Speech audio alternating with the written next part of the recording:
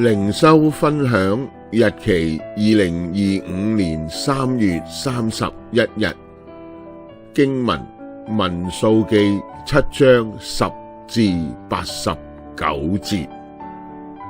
為祭壇獻油嗰日，上帝吩咐摩西，每日都要由各支派嘅領袖輪流喺祭壇獻上供物。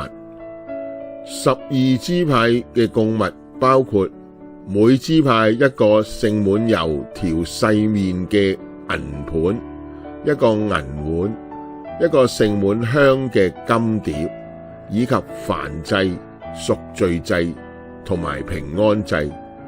摩西進入會幕時，聽到上帝同佢說話。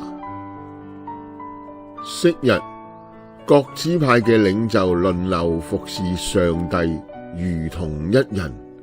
同樣，今日教會嘅領袖亦要服侍上帝，如同一人。可惜，魔鬼往往喺教會領袖之間製造矛盾，利用我哋人性嘅弱點挑撥離間，造成教會內嘅混亂同埋不和。